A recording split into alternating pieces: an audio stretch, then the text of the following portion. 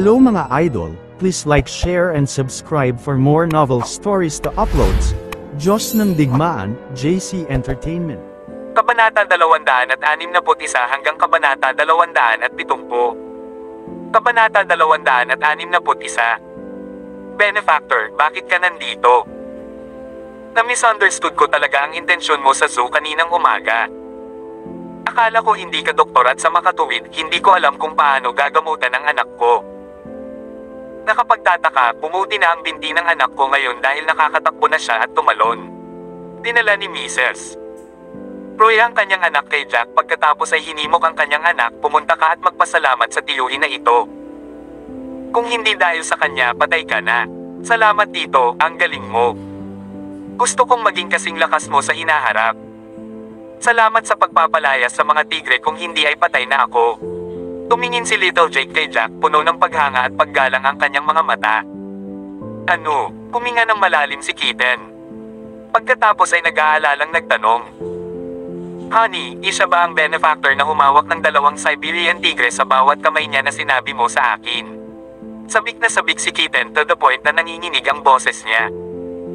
Tama iyan. Hindi ko akalain na nandito siya. Anong nangyayari? Naghihinalang tanong ni Mrs. Roy matapos tingnan ng mga taong nakahandusay sa sahig. Isang hindi pagkakaunawaan. Lahat ng ito ay hindi pagkakaunawaan. Pagkatapos ay maingat na ipinakilala sila ni Kitten sa kanyang asawa bago humihingi ng paumanhin. Hindi ko inaasahan na siya ang magiging benefactor na matagal ko nang hinahanap. Hindi pwede. Siya talaga ang lalaking nakatalo sa Siberian Tigers, idol ko. Kumikislap ang mga mata ni Manager Ray na halos mapatalon sa kinauupuan niya. Sa wakas ay nakilala na niya ang kanyang idolo.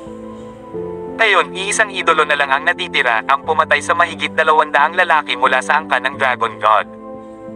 Totoo ba ito? Narinig ko ngayong hapon na may nagligtas sa isang bata na nahulog sa Tiger Viewing Zone sa zoo.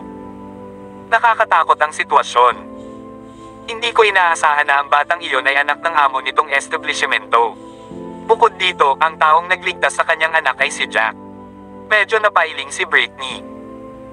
Ang paghawak ng tigre gamit ang isang kamay kahit na ang kanyang lakas ay mas mababa kaysa kay Dennis ay hindi isang bagay na kaya ng isang ordinaryong tao.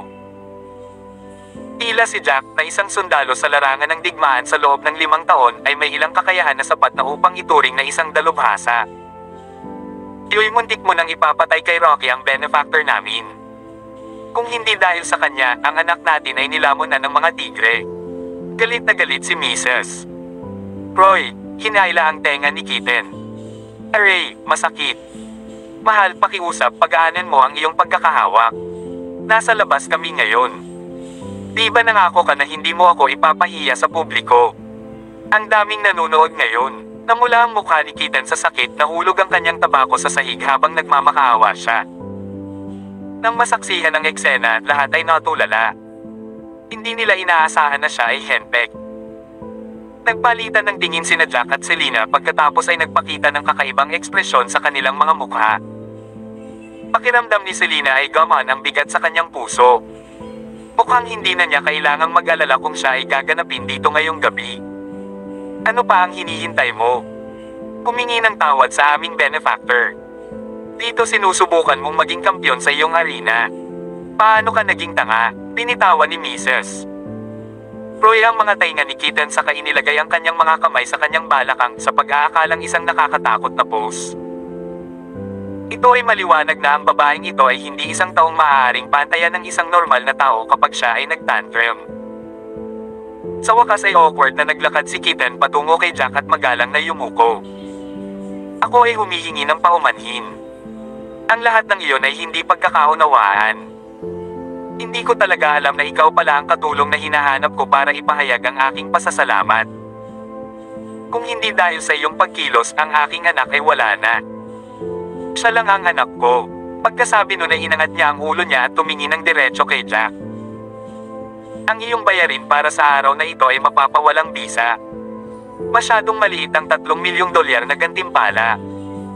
Para ipakita ang aking pasasalamat, babayaran kita ng $100 milyong. Ano? $100 milyong? Napabuntong hininga si Rosa, Hugh, at ang iba pa. 100 milyong dolyar. Iyon ay 100 milyong dolyar. Naka-jackpot lang si Jack. Bukod dito, sa wakas ay mabubuhay na ng komportable sina Jack at Selena. Napakaraming pera. Nagdilim ang ekspresyon ni Matt habang natulala. Iyon ay isang regalo mula sa langit. Kung mayroon siyang $100 million, hindi na niya kailangang ibaba ang sarili para maging boy toy at pakasalan ng isang babaeng tulad ni Britney. Inaalok ako ng iyong asawa ng $50 milyong ngayong umaga at tinanggihan ko ito. Hindi ko akalain na pagdating ng gabi tataas talaga ang presyo. Napangiti si Jack pagkatapos ay sinabi, pasensya na, ayoko ng pera. Gusto ko lang ng $3 milyong na gantimpala ng pera.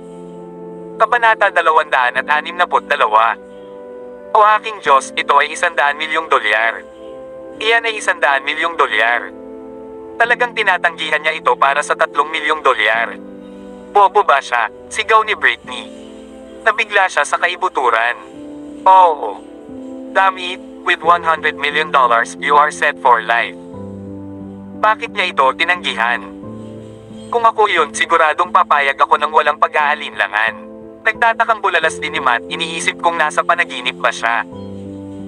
Sinong nagsabi na walang kwenta ang pagiging sundalo? Malakas at magaling makipaglaban ang lalaking ito. Kaya niyang hawakan ng 2 Siberian Tigre gamit ang kanyang mga kamay. Ngayong dumating na ang kanyang maswerteng sandali at nailigtas niya ang anak ng kapatid ni Master Roy. Napagkalooban siya ng malaking kapalaran sa isang pagkakataon. Gayunpaman, bakit siya tumatanggi na kunin ito? Mukhang natarante rin si Dylan. Hindi ba sila mahirap? Napakahirap na hindi nila kayang bayaran ang $10 milyong na bayarin, ngunit ngayon ay tinatanggihan niya ang $100 milyong. Gayunpaman, kung sasabihin mong hindi nila gusto ang pera, kung gayon bakit kunin ang $3 milyong? Nang marinig ang pahayag ni Dylan, natarante rin si Rachel at ang iba pa. Halos lahat ay natulala, kasama sina Ken at Neil. Selena, bobo ba ang asawa mo? Pumipili siya ng $3 milyong sa $100 milyong. Umiti ng nakakaloko si Ken bago mabilis na idinagdag, napakasira ng bahay mo. Ang huling pagkakataon na halos minarkahan namin ito bilang hindi karapat-dapat para sa tirahan. Bagamat kalaunan ay minarkahan ito ng mga eksperto bilang ligtas, sa palagay ko ay hindi na ito magtatagal. Sa $100 milyong, makakabili ka ng marangyang bahay. Bakit mo ito pinili? Selena, tanga ba ang asawa mo? Gumagana ba ng maayos ang utak niya? Bakit siya gagawa ng ganoong desisyon? Tumango rin si Neil. Ikaw ang tanga. Tinapunan siya ni Selena ng masamang tingin. Bagamat gusto ko rin ng $100 milyong, igagalang ko ang pinili ng aking asawa. Tama siya. Nang iligtas niya ang bata, wala siyang naisip na gantimpala. Nasa isip niya ang pagliligtas sa bata. Iyon ang kanyang orihinal na intensyon. Nang marinig iyon, agad na humagalpak ng tawa si Jack. Lumakad siya ng ilang hakbang pasulong at hinawakan ang kamay ni Selena, sinabing, asawa ko pa rin ang higit na nakakakilala sa akin. Ganyan talaga ang intensyon ko. Nang iligtas ko ang bata, hindi ito para sa pera. Kaya ayaw ko ng perang ito. Hindi ito isang transaksyon. Sa sandaling iyon, huminto sandali si Jack bago nagpatuloy, gayunpaman, nanalo ako nitong $3 milyong mula sa laban sa arena. Ayon sa mga patakarang itinakda, akin ito. Bagamat hindi ito marami, hindi ko ito tatanggihan. Namula ang mukha ni Selena. Ang taong ito ay aktwal na hinawakan ng kanyang mga kamay sa kanyang sariling kasunduan sa harap ng napakaraming tao. Sa kabila ng pagiging mag-asawa, pakiramdam niya ay may mga paru-paro sa kanyang tiyan na hindi manatiling kalmado. Oo naman. Cash, tama ba? Ihanda mo na. Agad namang lumapit si Keaton at binigyan ng sipa ang general manager. Baboy kang bobo. Ano bang problema na mata mo? Hindi mo man lang makilala ang benefactor ko. Lumingon ang general manager para tingnan si Keaton na nakakaramdam ng mali. Paano niya nalaman ang ganoong bagay? Nabalitaan na lang niya noong gabing iyon mismo na may nagligtas sa isang bata sa zoo sa pamamagitan ng paghawak sa mga tigre ng Siberia gamit ang kanyang kamay. Noon, binibiro pa niya kung sinong bayani ang nagpasuko sa mga tigre. Pagkatapos ng lahat, ang musong sa water margin ay kakayanin lamang ng isang tigre, ngunit 2 ang kanyang nakaya. Sino ang nakakaalam na ang bata ay magiging anak ng kanyang amo? Bukod dito, ang bayani ay talagang ang taong nakibahagi sa laban sa arena. Mabilis na dinala ng general manager ang 2 malita ng pera na umaabot sa $3 milyong at inilagay ito sa harap ni Jack. Kuya, napakaliit talaga ng $300 milyong. Iniligtas mo ang nag-iisang anak ko. Bakit hindi ka kumuha ng kaunti pa? Kung kukuha ka lang ng $3 milyong, mukhang masyadong mura ang buhay ng anak ko. Masama talaga ang pakiramdam ko dito. Si Keaton ay gumawa ng isang masakit na ngiti, sinubukan muli na hikayatin si Jack. Hindi lang $3 million. Andun din yung wave bill, di ba? Nakangiting itinaas ni Jack ang 2 malita ng pera at handa nang umalis. Gayunpaman, huminto siya pagkatapos mag-isip. Kung talagang masama ang loob mo, itigil mo na ang ganitong klaseng underground boxing match. Sinasabi ko sa'yo ang totoo. Kung ipagpapatuloy mo ito, maaari kong ipasara ang iyong bar. Nagdilim ang ekspresyon ni Keaton at ibinaba ang kanyang ulo sa katahimikan saglit bago nagsalita. Kalimutan mo na ito, ititigil ko na ang pagtakbo sa lugar na ito. Bloody H-Ler, I'll take it as building good karma para sa anak ko. Kailangan pang kumita ng pera pero hindi dapat sa karahasan. Buti naman alam mo, malamig na sabi ni Jack sa inakay si Selena pababa ng stage. Hindi napigilan na maraming tao ang palakpakan siya. Kahit na ang pagpatay ni Jack kay O'Neal ay dahil sa swerte, kung hindi para sa kanyang huling hit, si O'Neal ay maaaring hindi namatay. Kabanata 263. Higit pa rito, okay lang si Jack sa pagtanggi ng $100 milyong. Ang kanyang espiritu ay talagang kahanga-hanga. Ginagawa lang ng lalaking ito para sa tagay. Ano ang senyales ng kabutihang ito? Tingnan mo kung gaano siya kahirap. Kinagat ni Britney ang kanyang mga ngipin na karamdam ng asar. Noong una ay inakala niya na si Jack ay papatayin ni O'Neal, pagkatapos ay umaasa rin siya sa mga tao mula sa pamilya Roy na papatayin siya. Hindi niya inaasahan ang ganitong pangyayari. Ang swerte talaga ng lalaking ito. Nagpalitan ng tingin sina Ken at Neil, parehong walang magawa. Sa lalong madaling panahon, sumama sila sa karamihan at umalis sa lugar. Tumingin si Jack sa magandang waitress at binigyan siya ng isang kaway. Pagkatapos ay kumuha siya ng $50,000 at ipinasa sa kanya. Ito ang iyong tip tulad ng ipinangako. Ganun ba? Hindi ba $10,000? Hinawakan ng magandang waitress ang pera sa kanyang kamay, naghihinala na maaaring ito ay isang ilusyon. Sobra na. Iyon ang unang pagkakataon na nagkaroon siya ng ganoong kalaking tip. Ang sinabi ko kanina ay hindi bababa sa $10,000. Hindi ko sinabi na ito ay magiging $10,000 lamang. Pumalaklak si Jack pagkatapos ay sinabi, mabait kang tao. Dapat lang sa'yo yan. Salamat sir. Tumango ang waitress, labis ang pasasalamat. Pakiramdam niya ay iba sa iba ang lalaking nauna sa kanya. Para bang ang pera ay isang serye lamang ng mga figure sa kanyang mga mata, isang bagay na hindi gaanong mahalaga. Nang makita ni na Britney, Dylan, at iba pa ang eksenang iyon, lahat sila ay nabigla. Napaka-generous talaga ni Jack. Mabilis na bumaba ang lahat sa unang palapag. Aalis na sana sila ng building, nakita nilang itutulak na lang ng 2 gwardya palabas ang 2 babae. Umalis ka. Anong klaseng lugar ito sa tingin mo? Isa itong bar kung saan makakainan, makakainom, at maghahanap ng mga babae. Anong negosyo mo dito? Ungol ng isa sa mga guard habang pilit na tinutulak ang kabilang partido. Please, pakiusap ko sa iyo. Hayaan mo kaming subukan ang aming kapalaran. Napakaraming mayayaman sa loob. Sinusubukan lang naming humingi ng kaunting donasyon para makapagtayo ng paaralan para sa mga bata sa kabundukan. Tanong ng babae na may pagmamakaawa. Simpleng damit ang suot ng 2 babae. Putok ang kanilang mga labi at tagpi-tagpi ang kanilang mga damit. Sa kanilang mga kamay ay isang promotional flyer. Siyempre, mayroon din silang ibang mga dokumento na dala.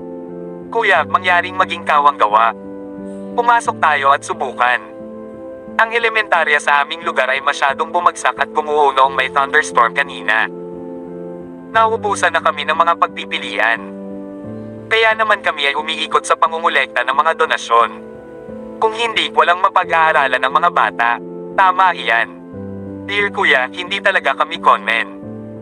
Narito ang aking permiso sa pagtuturo at ito ang aming principal. Paglilinaw ng isang nakababatang babae. Napakahina ng pananamit mo. Kung papasok ka, maaapektuhan ang negosyo natin. Panunuyan ng dalawang gwardya sa may pintuan. Honey, nang masaksihan ang eksena, tumingin si Selena sa Melita sa kanyang kamay. Hindi ko akalain na conment sila. Dapat totoo. Bakit hindi tayo mag-donate? Isang magiliw ng ngiti ang ginawa ni Selena, hindi niya ito kayang palampasin. Hindi pwede. Napakahirap mo na at gayon pa man nag-aabuloy ka pa rin. Anong biro? Tumawa ng nakakaloko si Britney. Kabanata 264. Kawawa. Kaya ko bang bumili ng 2 Porsche kung mahirap ako? Umisi si Jack. Hindi niya pinansin si Britney saka kumaway sa 2 babae. Halika dito sandali. 2 Porsche daw ang sinasabi niya. Nanaginip siguro ako, lalong hindi nakaimik si Britney. May nagyayabang bang kampyon ba ang lalaking iyon? Paano siya magiging walang kahihiyan upang igiit na mayroon siyang 2 Porsche? Mukhang nataranta ang 2 babae pero nilapitan siya ng mga ito. Sir, may problema ba? Takot na tanong ng principal. Ipakita mo sa akin ang iyong mga dokumento. Tanong ni Jack pagkatapos ngiting-ngiti sa kanila. Oh, sa wakas ay napagtanto nilang dalawa kung ano ang nangyayari at kinuha ang kanilang mga dokumento, ipinasa ito kay Jack. May kasama itong mga larawan ng paaralan. Sir, gusto mo bang magbigay ng donasyon? Kung hindi ito magiging pabigat, umaasa ako na maaari kang magbigay ng tulong kahit $1 o $10 ay magagawa. Mukhang medyo nahihiya ang babaeng principal. Gayunpaman para sa kapakanan ng paaralan at sa kanilang mga anak, kinagat niya ang kanyang labi at nagsalita. Sir, hindi po talaga kami conmen. Kung hindi ka naniniwala sa amin, maaari kang magmaneho at tingnan. Ang aming paaralan ay nasa, mabilis na ibinigay ng ibang babaeng guro kay Jack ang address ng paaralan. Ang lugar na iyon ay talagang mahirap. Napapuntong hininga si Selena. Kunin mo. Lahat ng ito, nang walang pag-aalinlangan, ipinasa ni Jack ang parehong Melita sa Paris. Magtayo ng mas magandang paaralan para sa mga bata. Para sa mga natitira, maaari mong gamitin ito upang mapabuti ang kanilang mga pagkain o kung ano pa. Ito, ang principal at babaeng guro ay parehong natigilan. Nagulat din si Selena. Noong una, gusto lang niyang tulungan sila. Hindi niya inaasahan na ganoon pala siya ka-generate at ibibigay sa kanila ang lahat ng kanilang pera. May natitira pang $2.95 milyong sa loob. Gayunpaman sa pag-alala na ito ay upang magtayo ng isang paaralan para sa mga bata, ang kanyang puso ay nagsisi. Kunin mo. Medyo may pera sa loob. Hindi mo na kailangang maglibot-libot pang mangolekta ng mga donasyon. Bukas bumalik ka ng mas maaga at muling itayo ang paaralan. Ito ay puno ng pera. Nag-aalinlangan ang babaeng guro. Pagkatapos ay mabilis niyang binuksan ang isa sa mga Melita upang tingnan at agad na napabuntong hininga. Sa loob, ang mga Melita ay puno ng mga $100 na papel. Salamat. Salamat sa inyong dalawa. Free ay mag-aalay ng aming taos-pusong pasasalamat sa ngalan ng mga bata sa aming lugar. Para sa mga bata sa ating paaralan, hayaan mo akong magpatira pa sa iyo. Ang babaeng punong guro ay nawalan ng salita na labis na nagpapasalamat. Nang may luha sa kanyang mga mata, napaluhod siya. Sumunod naman ang ibang babaeng guro matapos makita iyon na nagpatira pa kay Jack at Selena. Salamat. Maraming salamat. Bumangon ka na. Dapat bumalik ka kaagad. Gabi na at nagtatakbuhan ka pa para sa mga bata. Hindi ito ligtas. Dapat kang maging mas maingat. Ngumiti si Selena, medyo gamaan ang pakiramdam pagkatapos gumawa ng mabuting gawa. Wala tayong ibang choice. Kung wala ang gusali ng paaralan, ang mga bata ay matututo lamang sa larangan. Ayos lang kung maaraw ang panahon pero hindi natin magawa sa ulan. Kaya't sinubukan namin ang aming makakaya upang mangolekta ng pera, ibinababa ang aming sarili sa pagmamalimos sa iba. Ito ay para mabilis tayong makakolekta ng sapat para muling itayo ang gusali ng paaralan. Napabuntong hininga ang babaeng principal saka tumingin kay Jack at Selena. Hindi ko talaga alam kung paano magpasalamat sa iyo. Wala lang. Ang pera ay isang bagay na mayroon ako. Hindi ako naabala sa maliit na halagang ito. Pumalaklak si Jack at kumaway ito na parang wala lang. Kabanata 264. Walang himig si Selena. Si Jack ay napakabait, ngunit ang mapagmataas na ugali niya ay hindi na maiayos. Gayunpaman, sa sandaling iyon, dalawang pulang kulay na Porsches ang nag-zoom over ng napakabilis kasama ang nakakasilaw nitong mga ilaw at huminto sa harap ng lahat. Ate, bayaw, ang sarap magmaneho ng mga sasakyan mo. Pakiramdam ko masyado akong napapansin kapag nagmamaneho ako sa kalsada. Bumaba si Ben sa sasakyan at inihagis ang susi kay Jack. Bumaba na rin si Zina sa kanyang sasakyan at inihagis kay Selena ang isa pang susi. Napakagaling. First time kong magmaneho ng sports car. Ang sarap talaga ng feeling. At that point, she added regretfully, sayang hindi naman sa amin. Puntong hininga, kung maaari lamang akong makakuha ng isa para sa aking sarili. Hindi ka na babalik. Nang makitang binigay nila ang magkabilang susi, napakunot ang noo ni Selena. Nagplano na ako kasama ng mga kaibigan ko na maglaro sa internet cafe mamaya. Nandoon na sila naghihintay sa amin. Napuno na kami ng kasiyahan ngayon sa pagmamaneho ng iyong mga sasakyan buong gabi. Kaya ibinabalik namin ang mga ito sa iyo ngayon. Umisi si Ben pagkatapos ay inilagay ang isang braso sa balikat ni Zina at mabilis na umalis. Honey, mukhang kailangan nating magmaneho ng tig-isa. Pilit na ngumiti si Jack saka sumakay sa isa sa mga sasakyan. Nagkibit balikat si Selena saka sumakay sa isa habang mabilis silang umalis. Mukhang hindi talaga sila nagkukulang ng pera. Oo. Paano magiging ganito kalaki ang agwat ng mayaman at mahirap? Nagpalitan ng tingin ang babaeng principal at babaeng guro saka napalunok ng mariin. Ang pera sa mga Melita ay dapat na humigit kumulang 3 milyong dolyar, ngunit ang kabilang partido ay nag-donate nito sa kanila para sa pagtatayo ng elementarya ng ganoon lamang. Ang mga ganyang tao ay karapat-dapat na maging mayaman. May-ari talaga sila ng 2 Porsche. Mukhang bago sila. Medyo natigilan si Dylan bago tuluyang napabulalas, mukhang mayaman talaga sila. Imposible. Isang bodyguard na may 20 milyong dolyar na buwan ng sweldo. Bobo ba ang mga taga-Drake family? Bukod dito, ang batang iyon ay kaka-discharge sa militar kamakailan. Wala pang 1 buwan. Binayaran ba nila ang kanyang sweldo ng maaga? Lalong nalito si Britney, hindi nasisiyahan. Nakakatuwa. Sa wakas ay tumingin si Hugh kina Britney, Matt, Rachel, at iba pa bago sinabing, tingnan ninyong lahat, iniisip ninyong mayaman kayo dahil nagmamaneho kayo ng BMW o Audi. Mababa ang tingin mo sa kanila kapag nagmamaneho ka ng kotse na nagkakahalaga ng $300,000 hanggang $400,000. Ano ang nararamdaman mo ngayon? Hindi ka ba nahihiya? Puntong hininga. Pamantong hininga ulit si Rosa. Kahit anong sabihin nila, siya ang pinakamahirap. Noong una, nalulungkot na siya sa kanyang buwan ng sweldo na halos hindi na umabot sa $10,000. Matapos marinig ang sitwasyon ni Selena, nakaramdam pa siya ng simpatiya sa kanya. Sinong mag-aakalang pagbalik sa kanyang bahay, walang katatawan ng tumawa si Rosa. Bigla siyang may naalala at agad niyang kinuha ang name card na ipinasa sa kanya ni Selena. Pagkatapos ng maingat na pagbabasa, napabuntong hininga siya. Oh my God, si Selena talaga ang purchasing manager ng purchasing department ng Drake Dynasty Real Estate. Ang posisyon ng assistant manager na sinabi ni Trevor na ini-interview niya para bukas ay talagang maging assistant ni Selena. At binanggit ni Trevor na 100,000 ang buwan ng sweldo ng babaeng manager. Hindi ba si Selena yon? Pinakiusapan ako ni Selena na maging assistant niya. Ibig sabihin matapos pag-aralan itong mabuti, si Rosa ay nabigla sa kanyang kaibuturan.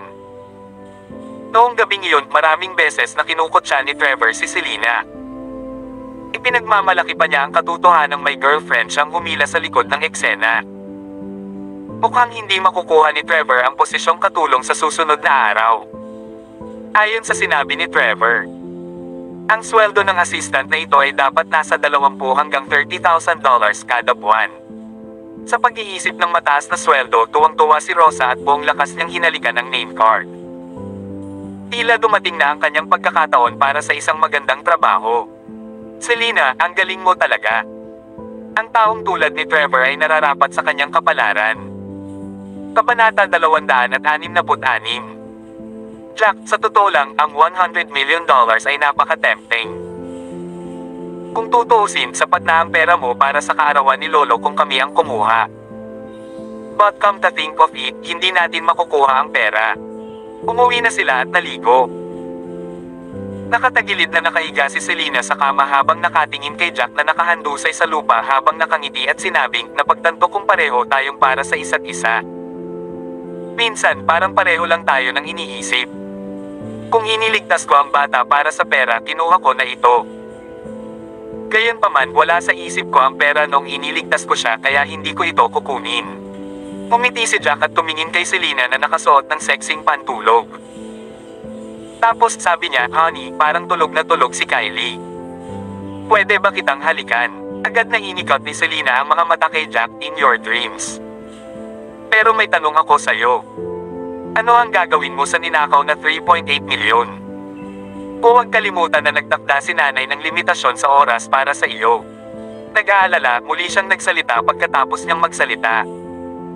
At saka, napagkasunduan naming bigyan si nanay ng 10 million worth of betrothal gifts. Ikaw ang nagpahintulot sa kanya na samantalahin ka at ngayon humihingi siya ng 20 milyon.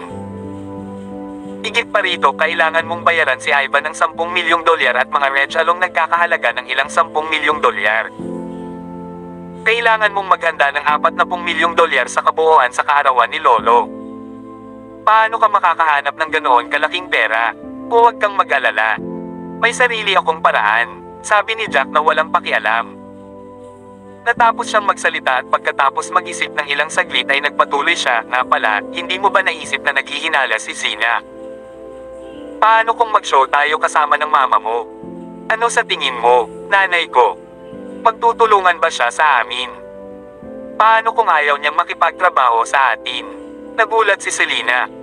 Iniisip niya kung ano ang binabalak ngayon ni Jack. Huwag kang mag-alala. Kung ayaw niyang makipag-show sa amin, sasabihin ko sa kanya na hindi na namin maibabalik ang pera. Kung nagtatrabaho siya sa amin, maibabalik namin ang pera sa lalong madaling panahon. Ano sa tingin mo? Anyways, knowing her personality, I think she'll agree to work with us. Natawa si Jack habang binibigyan niya ng briefing si Selena sa mga detalye. Kinaumagahan, nagmaneho sina Jack at Selena papunta sa trabaho. Dumating si Selena sa opisina. Nakasimula pa lang ng trabaho at maya-maya kumatok si Sonia sa pinto at pumasok. May hawak siyang 2 resume sa kamay niya. Lumapit siya kay Selena at iniabot sa kanya. Manager Taylor, itong 2 ito ang napili kong mga aplikante mula sa isang grupo ng mga natatanging tao sa pamamagitan ng mga panayam. Maaari mong gawin ang iyong huling desisyon sa pagitan ng 2 ito. Ang isa sa kanila ay lalaki, habang ang isa ay babae. Tapos na siyang magsalita ngunit nang makita kung paano tumahimik si Selena. Muli niyang tiningnan ang resume at sinabing pareho silang namumukod tangi ngunit iminumungkahi kung piliin mo ang lalaking kandidato.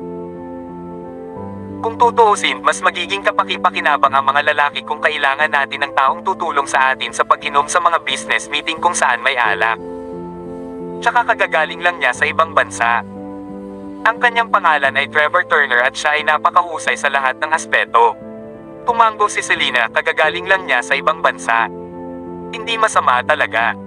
Nandito ba siya ngayon? Tuwang-tuwang tumango si Sonia nang marinig ang sinabi ni Selena, nandito siya, nandito siya. Nasa labas siya ng pinto. Dapat ko bang hilingin sa kanya na pumasok? Ano naman yung isa? Bagamat kulang siya sa maraming aspeto kumpara sa lalaki base sa kanyang resume, gusto ko siyang makilala ng personal bago ako magdesisyon. Umiti si Selena kay Sonia at sinabing. Biglang nagbago ang ekspresyon ni Sonia matapos marinig ang sinabi ni Selena. Buti na lang, nakapaghanda na siya ng backup plan. Kumunat ang noo niya at sinabing, Manager, hindi ako sigurado kung ano ang nangyari sa babaeng iyon. I told her to come for the interview at 9 AM pero hindi siya sumipot hanggang ngayon. Tinawagan ko siya at sinabi niya na nagkasakit siya kaya hindi siya nakapasok.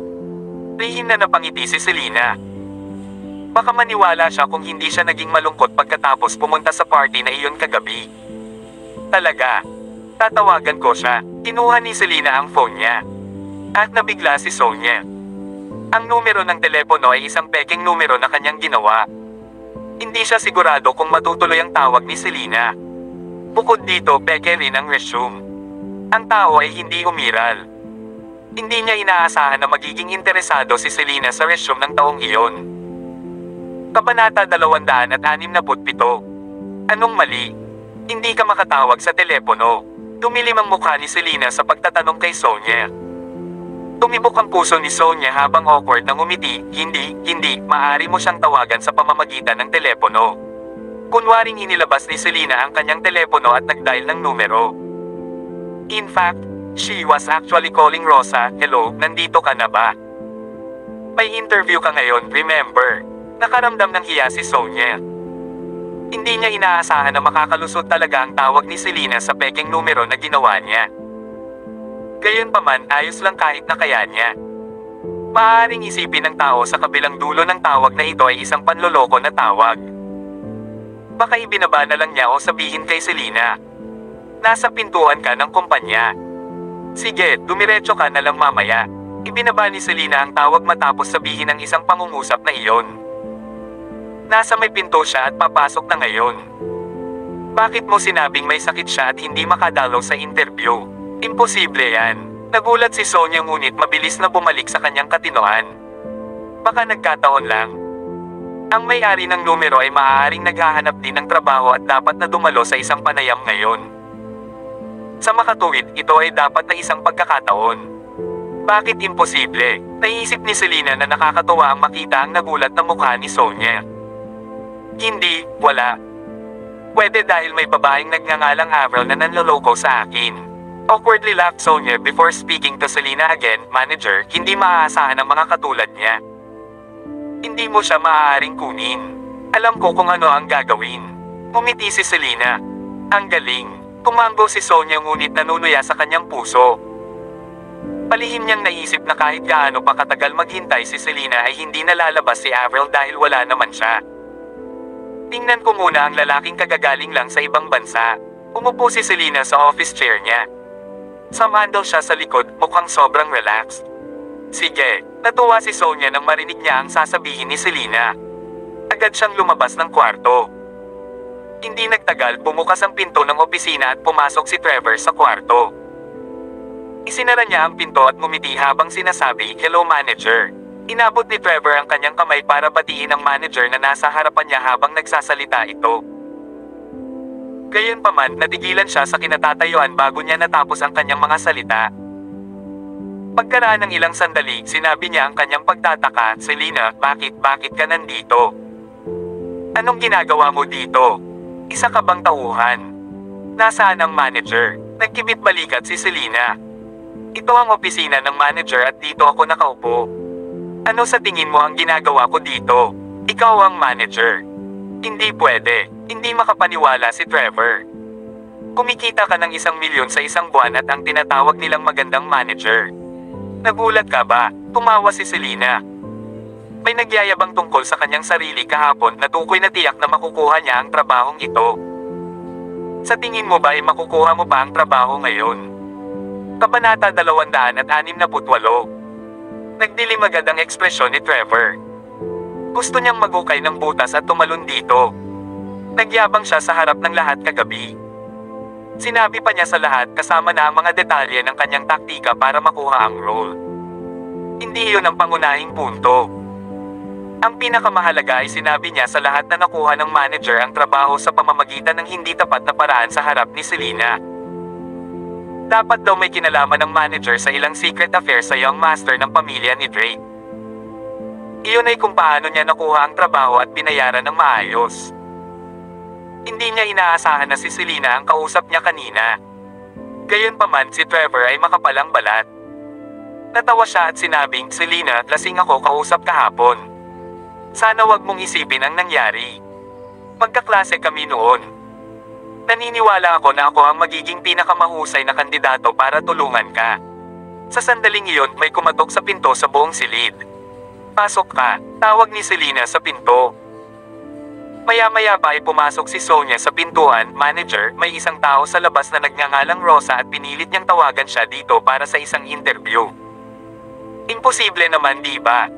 Avril daw ang name ng interviewee natin, di ba? Nasa maling departamento ba siya? Papasukin mo siya. Napangiti si Selena pagkatapos niyang sabihin.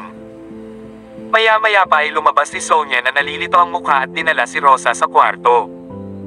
Manager, ano ang nangyayari ngayon? Pagtingin kay Trevor na tahimik habang nakasuot ng malungkot na mukha, naramdaman niyang may mali. Hindi niya maiwasang magtanong ng mahina. Mabuti pang isara mo muna ang pinto.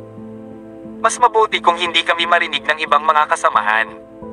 Iligtas natin ang iyong mukha, malamig na sabi ni Selena. Alam ni Sonia na may mali pero lumakad pa rin siya at isinara ang pinto. Rosa, anong ginagawa mo dito? Nandito ka ba para sa interview? Hindi maaaring maging malungkot ang ekspresyon ni Trevor. Ang posisyon para sa manager assistant ay bukas lamang para sa isang tao. Kung nandito si Rosa para sa interview, ibig bang sabihin ay masisira ang trabaho niya? Awkwardly smiled Rosa. Trevor, don't you remember Selena gave me her name card yesterday? Sinabi niya na ako ay isang may kakayahang tao at hiniling sa akin na tawagan siya kung gusto kong magpalit ng trabaho. Hindi ko pinansin nung mga oras na yon. Pagka-uwi ko lang napagtanto kung si Selena ang procurement manager sa kumpanyang ito. Kaya nandito ako para sa interview ngayon. Magkakilala kayo. Marahas na umawang ang labi ni Sonia. Ang kasalukuyang sitwasyon ay mas malala kaysa sa kanyang naisip. Hindi siya makapaniwala na si Selena ang tumawag sa ginang para sa interview. Nangangahulugan ba yun na maliit ang pagkakataon ng kanyang kasintahan na si Trevor na makakuha ng trabaho? Hindi lang tayo magkakilala, tatlo kaming magkaklase sa universidad. Malamig nang umiti si Selena at sinabing, kahapon ko lang nalaman na girlfriend ka ni Trevor. Sobrang pinuri ka ni Trevor. He told me how capable you are, and told me how you backstabbed me by telling others I had affair with the young master of the Drake family. Inahawakan ko ang mga bagay na bukas at nasa ibabaw. Hindi ako naglalaro pero sinong mag-aakalang nagalit si Sonia nang marinig ang sinabi ni Selena. Labis niyang pinagsisihan ang sinabi niya tungkol kay Selena. Hindi magiging ganito ang mangyayari kung dadalo siya sa hapunan kahapon. Hindi niya sinundan si Trevor sa hapunan dahil inaya siya ng kanyang matalik na kaibigan na mag-shopping. Hindi niya inaasahan na magka-universidad sina Trevor at Selena. At saka, si Trevor na bastard na iyon ay nagbuhos ng lahat kay Selena. Dapat ay labis siyang hinamak ni Selena ngayon. Kapala, Trevor, naalala kong sinabi mo na gawa-gawa ang resume ni Avril, di ba? Isa pa, nabanggit mo na ang gumawa ng resume ay iyong girlfriend, ang aming supervisor dito. Tama ba ako? Nang makitang tumahimik si Trevor, tinanong siya ni Selena. Kabanata 269. Kinagat ni Trevor ang kanyang mga ngipin at inangat ang kanyang ulo. Selena, huwag kang masyadong excited. Malas ko lang this time na mahulog sa mga kamay mo. Posisyon lang ng assistant. Tumanggi akong gawin ito ngayon. Hindi ako naniniwala na hindi ako makakahanap ng mas magandang trabaho gamit ang aking mga kakayahan. Ang kakayahan mo. Nakakadismaya. Alam mo lang kung paano gugulin ang iyong oras sa mga laro noong nakatira ka sa ibang bansa. Pagkatapos babalik ka at ipinagmalaki sa lahat na sinasabi sa lahat na galing ka sa ibang bansa. Yan ba ang tinatawag mong kakayahan? Muli, tumawa si Selena. Trevor, I don't mean to blame you, pero sumobra ka talaga kagabi. Kung ako si Selena, hindi ako mangangahas na kunin ka. Napabuntong hininga si Rosa. Ang mga taong tulad niya na mahilig maglaro ng dirty tricks ay sasaksakin ka anumang oras. Sino ka para pagtawanan ako? Malamig nang umiti si Trevor.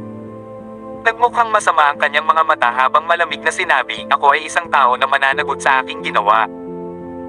Hindi mo ba ako pinapayagang magtrabaho dito? Aalis na ako. Baka makahanap pa ako ng mas magandang trabaho. Napalingon siya kay Selena pagkatapos niyang magsalita. Then, he stopped. Selena, stop acting like you're all pure.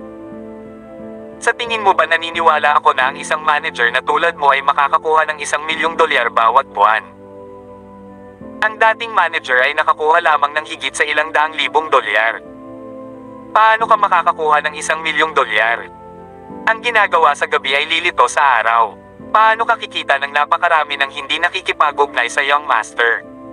Hindi ako naniniwala. Alam ni Trevor na tapos na ang lahat at hindi na niya makukuha ang trabaho. Kaya nag-flip na lang siya. Sobra ka naman, Selena Taylor. How dare you humiliate ang boyfriend ko? Napaka-petty mo, galit na sabi ni Sonia. Sok, ano bang kasalanan ko ngayon? Inalis mo ang lahat at pinayagan ang iyong kasintahan na pumunta para sa pangalawang panayam nang hindi na kailangang dumaan sa una. At saka, gumawa ka ng pekeng resume. Gumawa ka ng pekeng katunggali kaya wala siyang kalaban. Hindi man lang kita sinisi pero ngayon sinusubukan mo akong akusahan. Hindi umatras si Selena. Binitawan na niya siya dahil sa nangyari kanina. Hindi niya inaasahan na gagamit na naman ng ganoong paraan si Sonia. Ang pinakamahalaga ay siya ang supervisor. Hindi malalaman kung ano pa ang gagawin niya kung pakawalan siya muli ni Selena. Ako sinisisi mo. Oo, ako ang may gawa ng lahat. So, anong gagawin mo? Dahil sa galit, nag-cross arm si Sonia sa harap ng kanyang dibdib. My man is a capable guy. Nagiging mabait ako sa iyo sa pamamagitan ng pagpapakilala sa kanya upang tulungan ka sa trabaho, ngunit tingnan mo ang iyong ginagawa. Napagkakamalan mong masama ang isang mabuting tao. Kalimutan mo na, Sonia. Aalis na ako. Hindi naman sa hindi ako makakahanap ng ibang trabaho. Naikuyom ng mahigpit ni Trevor ang kanyang kamao at pinandilatan si Selena. Pagkatapos binuksan niya ang pinto, kumakbang palabas ng silid at padubog na sinara ang pinto. Sobra ka naman, Selena. Hindi mo ba alam kung paano gumawa ng isang bagay nang walang pagsasaalang-alang sa ibang tao? I've been working here for so many years. Maswerte ka na para maging manager. Inirecommend ko ang boyfriend ko pero ang nakakapagtaka, hindi mo man lang naisip na tulungan ako. Kinagat ni Sonia ang kanyang mga ngipin. Nag-aapoy ang mga mata niya. Recommend ang tawag mo dyan. Nagre-rekomenda sa pamamagitan ng mga ganitong paraan. Natigilan si Selena. Pagkatapos sinabi niya, lumabas ka at gawin mo ng maayos ang iyong trabaho. Ang swerte mo, hindi kita pinalis. Sesantehin mo ako. May karapatan ka pa bang gawin iyon? Nagalit si Sonia, ako ang supervisor. Kailangan mong makakuha ng pag-aproba mula sa Departamento ng Human Resources para tanggalin ako. Wala kang karapatang gawin iyon. Irereklamo ko sa tito ko kung paano mo ako pinapahiya ngayon. Dapat man lang ay ilipat ka niya sa ibang departamento. Galit na lumabas ng silid si Sonia nang walang ibang salita. Marahan mong isara ang pinto. Huwag mong sirain ang pinto, kung hindi, kailangan mong pagbayaran ito. Paalala ni Selena sa kanya. Kabanata 270. Nababaliw na tayo, Selena. Narinig kong sinabi ni Trevor na ang girlfriend niya ay malayong kamag-anak ng pamilya Drake. Maaaring ito ang tiyuhin na binanggit niya kanina. Kung siya nga talaga, hindi ba't nasa malalim kaming problema? Hindi nga natin alam kung anong kalokohan ang sasabihin niya sa kanya. Nagsimulang mag-alala si Rosa pagkaalis ni Sonia. She's really infuriated this time. Pupunta daw siya sa pamilya Drake. Paano kung pagsalitaan kanya ng masama sa harap nila? Ilalagay ka ba nito sa isang hindi ka nais-nais na sitwasyon? Nagdilim ang mukha ni Selena nang marinig ang sinabi ni Rosa. Nag-aalala rin siya. Kung tutuusin, magkamag-anak sila at hindi niya masisiguro kung anong kalokohan ang sasabihin ni Sonia sa pamilya Drake. Bukod dito, nagsimula lang siyang magtrabaho ilang araw na ang nakakaraan. Maniniwala ba sila kay Sonia o sa kanya na isang tagalabas lamang? Lalong tumaas ang pag-aalala ni Rosa matapos makita ang pagkunot ng noo ni Selena. We're really doomed. Papaalisin ka ba nila kung talagang daldal siya ng kalokohan sa harap nila? Kapag natanggal ka, siguradong susunod sa akin ang babaeng iyon. Gayunpaman. Hindi nagtagal, nagpakawala ng mapait na tawa si Selena. Naniniwala ako kung kaya ni James na maging pinakamayamang tao sa Eastfield, siya ay dapat na isang tao na makakapag-iba ng tama at mali. Tsaka si Miss Drake ang nagpatrabaho sa akin. Sigurado akong magiging okay tayo. Napatingin siya kay Rosa sa gilid pagkatapos niyang magsalita. Then, she said, bahala ka. Kung natatakot ka na matanggal ka sa trabaho dahil sa akin kapag nagsimula ka ng magtrabaho, maaari mong piliin na huwag magtrabaho sa akin. Maaari kang bumalik sa iyong kasalukuyang kumpanya. Kung tutuusin, malaki ang sweldo mo sa kasalukuyang kumpanya mo. Kinagat ni Rosa ang mapupulang labi at tumahimik ng ilang saglit pagkatapos nagdesisyon siya. Wala na akong pakialam. Susundan kita. Maaari akong maghanap ng ibang trabaho kung mawawalan ako ng trabahong ito. Ayaw ko nang manatili sa kumpanyang iyon. Natuwa si Selena. She nodded her head in satisfaction. Sige, narito ang ilang impormasyon tungkol sa kumpanya natin, tingnan mo muna. Dadalhin kita sa iyong mesa mamaya at itutuloy natin ang mga pamamaraan sa pagtatrabaho. Hoy, Selena, magkano ang sweldo ko? Mas mabuting linawin ko na ito ngayon. Nakangiting tanong ni Rosa. 23,000. Magiging formal staff ka na namin after 1 month at ang sahod mo ay tataas sa 30,000. Bibigyan ka ng aming kumpanya ng social insurance at housing fund. Magtatrabaho ka ng 5 araw sa isang linggo na may 2 araw ng pahinga. Ang oras ng trabaho ay magiging 8 oras bawat araw maliban sa Biyernes.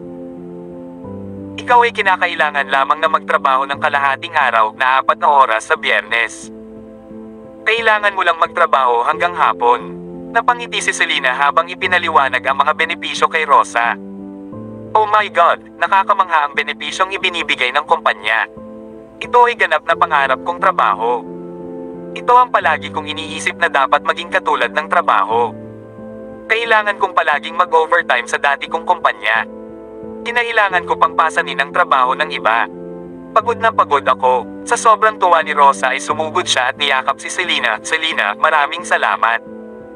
Salamat. Mukhang tuwang-tuwa si Rosa pero mapait nang umiti si Selena. Hindi ka ba nag-aalala na pareho tayong makik-out kapag nagtagumpay si Sonia sa pagrereklamo tungkol sa atin? Hindi ako takot. Lalabas na ako ngayon. Ito na ang pagkakataon para baguhin ang kapalaran ko. Natatawang sabi ni Rosa. Hindi alam ni Selena kung matatawa o maiyak. Tignan mo, sabi mo ito na ang pagkakataon para baguhin ang iyong kapalaran. Mas mabuting maghanap ka ng kasintahan sa lalong madaling panahon. Sino ang nakakaalam na maaaring ito ay isang pagkakataon upang baguhin ang iyong kapalaran? Humanap ka ng lalaking gwapo, mayaman, at matangkad. Hindi ito isang kagyat na usapin. Gusto kong makahanap ng lalaking mamahalin ko talaga. Dapat matuto munang maging independent ang mga babae. Excited na sabi ni Rosa. Sa sandaling iyon kasama ni Jack si Miss Drake na nagpapahinga habang naliligo sa ilalim ng araw sa bakuran. Siguradong maginhawa ang buhay niya. Nakaramdam ng inggit, nagsalita ang ilang bodyguard mula sa pamilya Drake. Tama ang alam ko. Ang taong ito ay wala sa ilalim ng kontrol ng commander at ng assistant commander. Maaari siyang umalis sa trabaho anumang oras na gusto niya at ang kailangan lang niyang gawin ay ipaalam sa amin. Bukod dito, sinabi ng master na maaari niyang sundan si Miss Drake kung libre siya. Sabi niya pwede siyang maging personal bodyguard ni Miss Drake. Si Harvey, ang assistant commander, ay hindi maiwasang mapangiti ng mapait. Hindi man lang siya mangarap na magkaroon ng ganoon kagandang trabaho. Sinusundan si Miss Drake sa paligid, sumama sa kanya sa pamimili, at tinutulungan siyang dalhin ang kanyang mga gamit anong tahimik na buhay. Ang pinakamahalaga ay ang Miss Drake ay isang kilalang kagandahan. Kahit na walang namamagitan sa kanila, nasusundan niya ito at magiging kasiya siyang makita ang gayong magandang babae araw-araw. Maraming salamat po. God bless. I love you, mahal. Kabanata 251. Hindi na kay Mexican. Kung iyon ang kaso, ibig sabihin ba nito ay hindi mamamatay si Jack? Such a good chance, how can I? Nabahala din si Neil. Gayunpaman, mabilis na lumiwanag ang kanyang mga mata at tumingin kay Ken habang nagmumungkahi, bakit hindi tayo kumuha ng $6 na milyong bawat isa? Kung mamatay siya, babayaran namin siya. Sa ganoong paraan, tiyak na hahayaan ng general manager na magpatuloy ang laban. Nagulat si Ken at natuwa agad.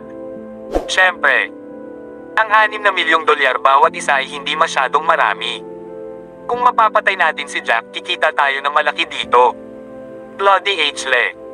Napakalaking pera pala talaga ng buhay ng batang ito. Pagkasabi noon, mabilis na itinaas ni Ken ang kanyang kamay at malakas na sinabi sa General Manager, na pag-isipan ko na. Kilala ko pareho si Jack at ang kanyang asawa. Tinuturing kaming magkakilala. Kung nanalo sila sa hamon, dapat mong talikdan ang kanyang bayarin. Si Jack ay nahuli sa kawalan. Hindi niya inaasahan na magsasalita si Ken sa ngalan niya. Sa sumunod na segundo, muling nagboses si Ken. Kung mamatay siya, babayaran ko siya. Napirmahan na niya ang consent form kaya dapat hayaan mo siyang subukan. Hindi nakaimik si Jack. Kaya lang natakot si Ken na hindi siya makasali sa arena match.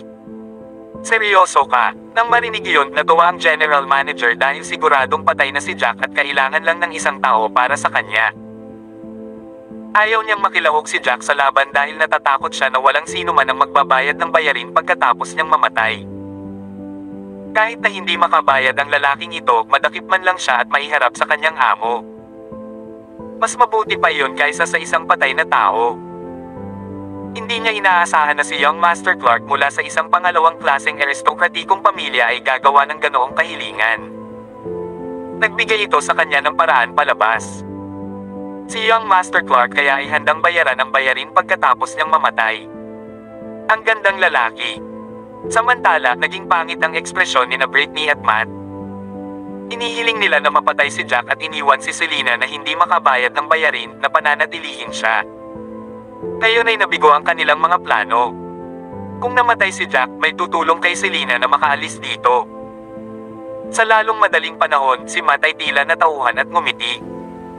Uy, mukhang maganda si Selena. Ang mga young masters na ito ay malamang na nagsisikap na manalo sa kanya. Ayos lang. Sa pagkamatay ng kanyang lalaki, sapat na iyon para turuan siya ng leksyon. Umisi si Brittany. Relax, tutuperin ko talaga ang pangako ko. Bukod dito, napakaraming tao rito upang magpatotoo. Binigyan ni Ken ng isang ngiti ang general manager sa katahimik na bangulong kay Neil sa tabi niya. Young Master Hugo, babayaran ko muna ang pera. Mamaya, kailangan mong ayusin ang kalahati sa akin. Huwag kang mag-alala. Kung patay na si Jack, pareho tayong magkakaroon ng pagkakataon. $6 million lang yan, hindi ko dadayain ang pera mo. Masayang sagot ni Neil. Sige. MC, ituloy ang laban. Kumaway ang general manager sa MC at sinabing, dahil handa siyang ipagsapalaran ang kanyang buhay para lang makakuha ng libreng pagkain, hindi kami makikialam sa kanya. Sige, ipagpatuloy mo ang laban. Ang arena champion ay si O'Neil pa rin na may 11 sunod-sunod na panalo. Samantala, ang challenger namin ay si Jack. Isang walang pangalan na sundalo. Lahat. Mangyaring tumaya at tingnan kung ang aming Jack ay maaaring tumagal ng isang buong 10 segundo o 3 lamang. Masayang anunsyo ng MC, confident na tiyak na mamamatay si Jack. Pagkatapos nun, lumipat siya sa gilid. Bata.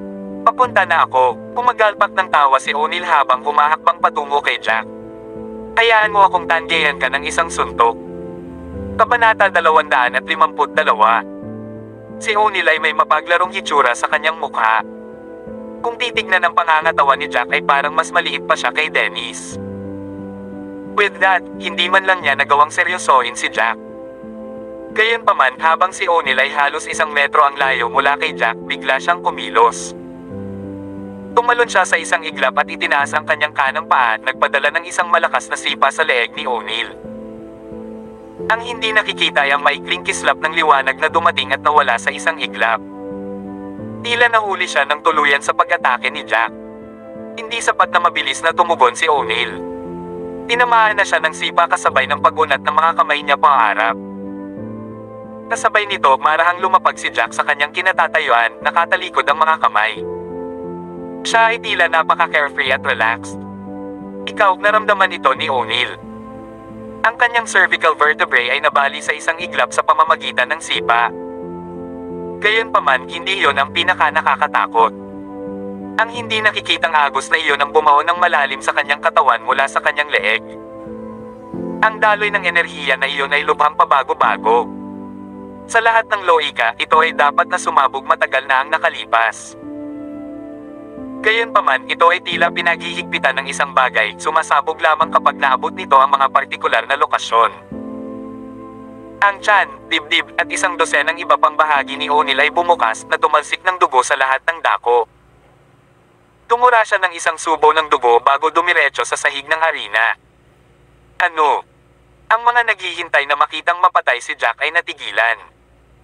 Wala pang 1 segundo pagkatapos ng pag-atake ni Jack, napatay si O'Neil. Oh my God! Noong una, nag-aalala si Selena kay Jack ngunit nang makita niya ang eksenang nasa harapan niya, laking gulat niya, bahagyang bumuka ang bibig. Inilagay niya ang isang kamay sa kanyang bibig habang hindi makapaniwalang nakatingin sa kanya. Tumahimik ang paligid sa isang iglap bago muling nagkagulo. Diyos ko! Pinaglaruan ba ako ng mata ko? Napatay si O'Neil sa isang iglap. Tama iyan.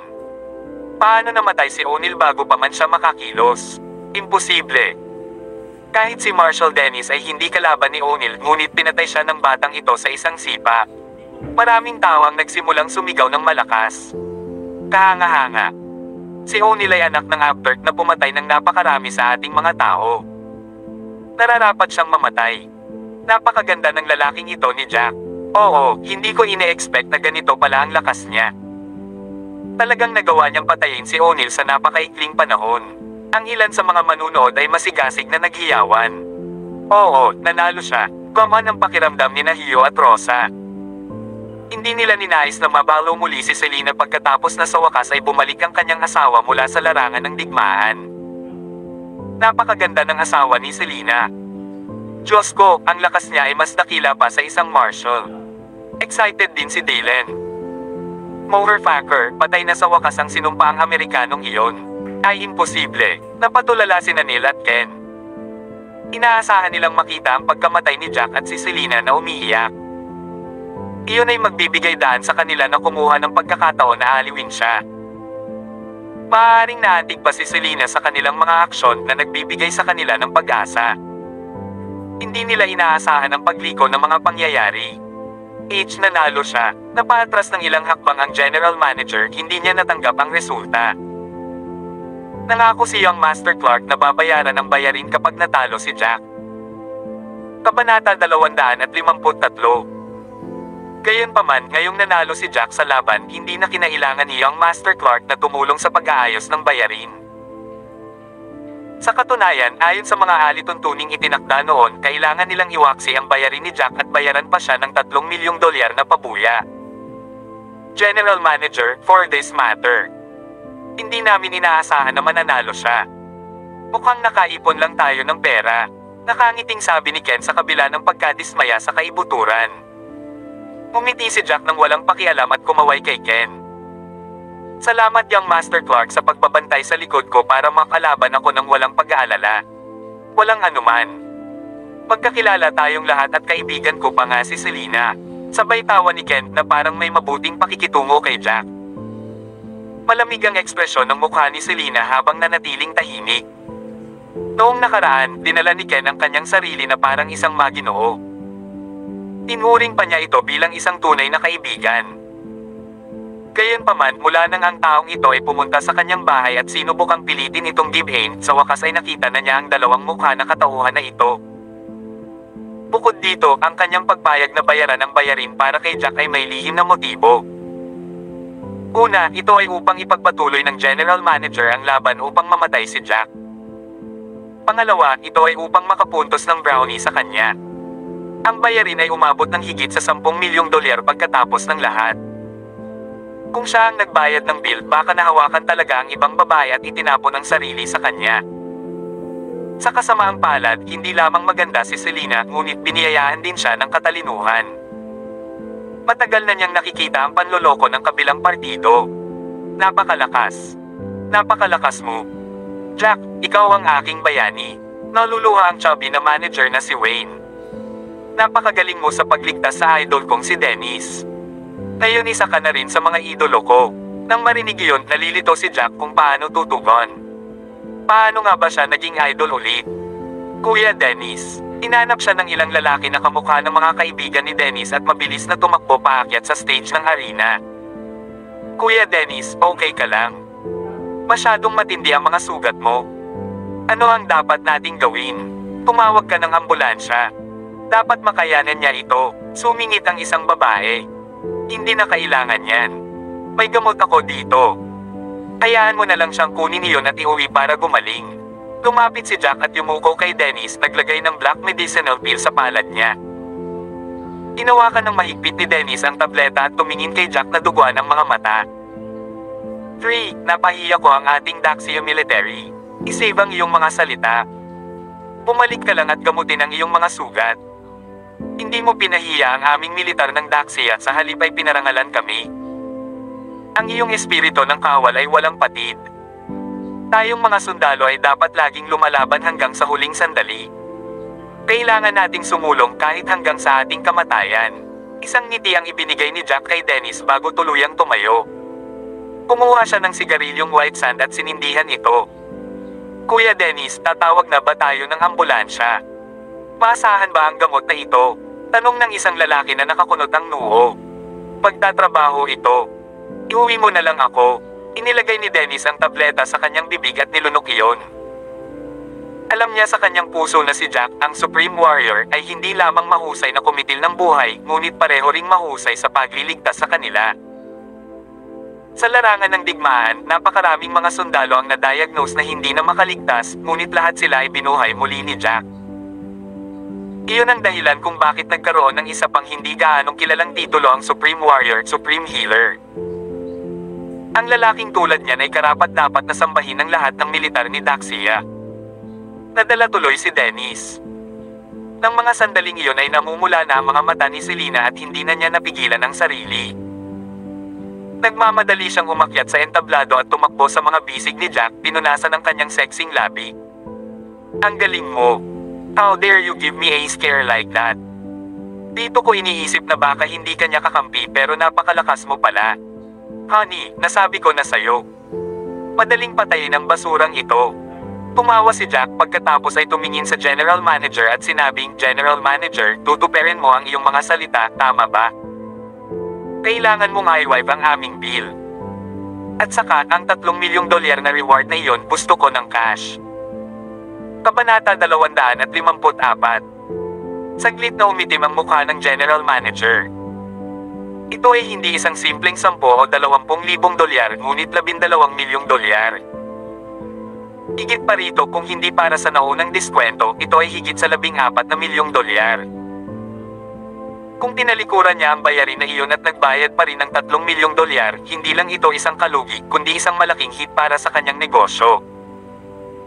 Pagdating ng panahon, pati ang kanyang amo ay pinagsasabihan at pinapayuhan siya na huwag hayaang makilahok si Jack sa laban.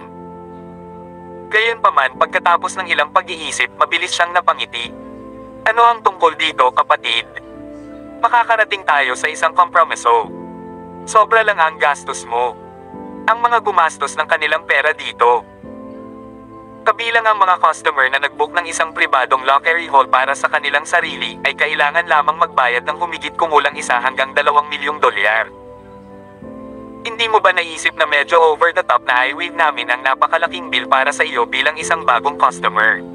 Pagkasabi noon, puminto muna siya saglit bago nagpatuloy, ano naman dito, bibigyan kita ng 50% discount. Ang iyong nakaraang bill ay higit sa $14 milyong.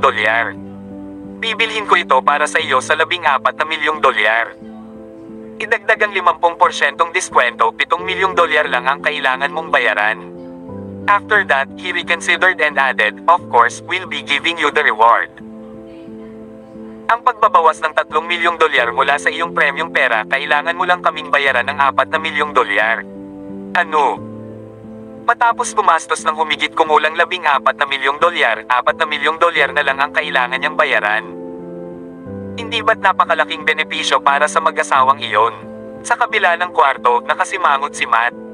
Wala akong pakialam. Hanggat hindi pa ganap na nai-waive ang kanyang bill, sapat na iyon.